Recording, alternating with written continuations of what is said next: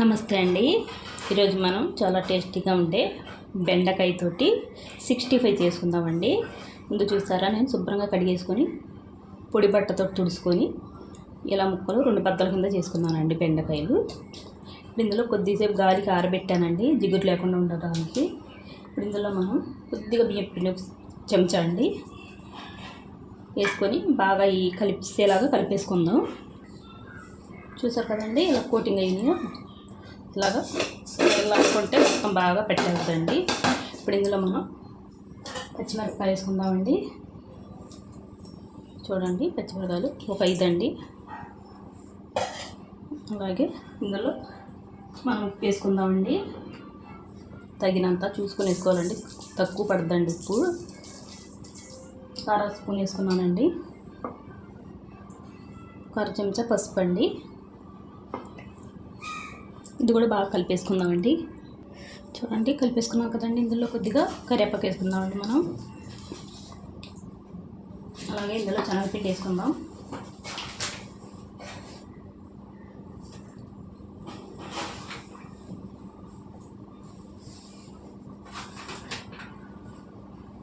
ఈ బెండకాయలకి ఎంత శనగపిండి పడుతుందో అంత వేసుకుందామండి.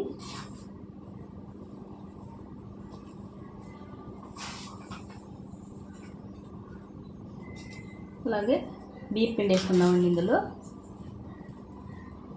వరిపిండి, బియ్యం పిండి ఒక్కో చోట ఒకలాగా అంటారు కదండి.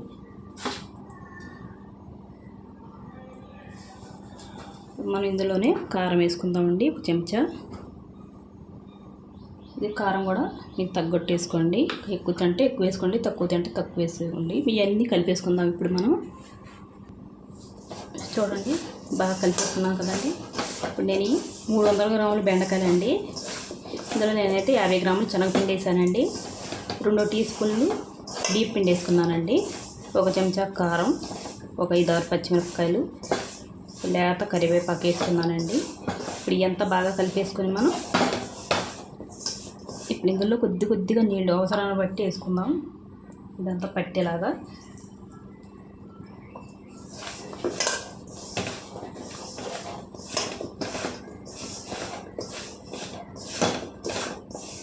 మరీ చేసకుండా అలాగా పైన కలుపుకోవాలండి. ఇలా కలుపుకుంటే ముక్కలు బాగా అంటుకుంటుంది. కొద్దిగా నీళ్ళు వేసుకొని ఒకేసారి వేసుకోకూడదండి. నీళ్ళు కూడా కొద్దిగా చూసుకొని వేసుకోవాలి.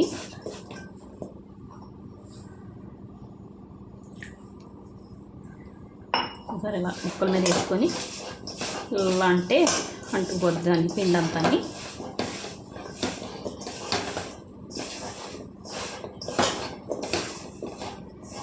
అదే మనకు హోటల్లో అయితే బాగా ఎక్కువ వేసేసుకొని వండేసి ఇస్తారండి. మనకి ఒట్టి పిండే ఉంటుంది, అందులో బెండకాయలు ఉండవు.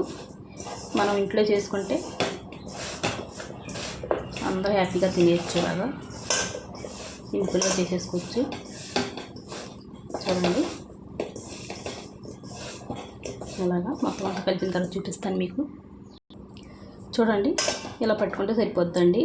కనిపిస్తుందా మీకు? ఇలాగా అంతేనండి. మరీ ఎక్కువ వేసుకున్నా కూడా బాగుండదు. ఇలా కలుపుకుంటే సరిపోద్దండి. ఇప్పుడు మనం నూనె పెట్టుకొని వేపేసుకుందాం.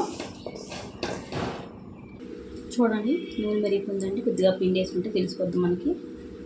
పిండి పైకి వచ్చేసింది, చూసారా? ఇప్పుడు మనం విడివిడిగా వేసుకుందాం. కొద్దిగా వేసుకొని వేపుకుందాం బెండకాయ ముక్కలు. ఇలా కొద్దిగా వేసుకుంటే తొందరగా వేగిపోతాయండి, మరి ఎక్కువ లేకుండా.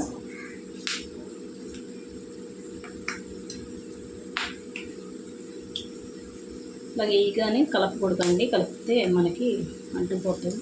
బాగా వేయగా కొద్దిసేపు మనం అలా ఉంచుకొని అప్పుడు కలుపుకుంటే బాగా వేగుతాయి. ఆ పిండి కూడా ఊడదండి. వేగిన తర్వాత చూపిస్తాను మీకు కొద్దిగా. చూడండి, 1 నిమిషం అయింది కదండి. ఇప్పుడు కలుపుకోవాలి. ఇలా కలుపుకుంటే వేపుకుంటే బాగా వేగుతాయండి అటు ఇటు. ఇలా కలుపుకుంటే వేపుకుందాం. చూడండి, ఇలా అయితే సరిపోద్దండి. చూసారా అంత బాగా వేగింది. మనకి ఎక్కువ పిండి లేకుండా బెండకాయలే ఉంటాయండి మనకి. ఇలాగైతే టేస్టీగా ఉంటాయి. చేసుకుందాం. ఇప్పుడు చూసారా, బెండకాయ కూడా బాగా వేగుద్దండి.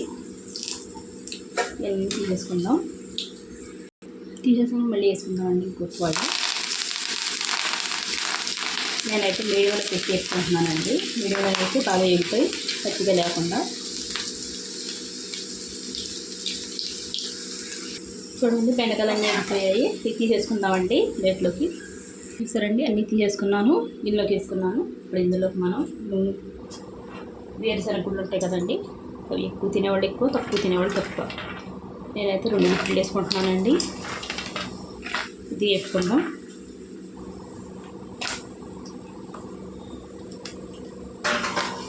కొద్దిగా వేగాలండి గుళ్ళు, కలుపుకుంటూ వేసుకుందాం.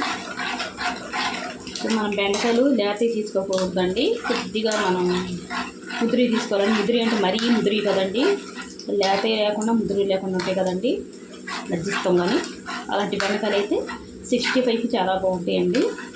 అలా తీసుకొని మీరు చేసుకుంటే. చూడండి కొద్దిగా వేడివే కదండి. ఇప్పుడు మనం ఇందులో పచ్చిమిరపకాయలు వేసుకుందామండి. అందులో కొద్దిగా వేసుకున్నాం కదండి, ఇందులో కూడా కొద్దిగా వేసుకుందాం. 5-6 కరివేపాకు కూడా వేసుకుందామండి.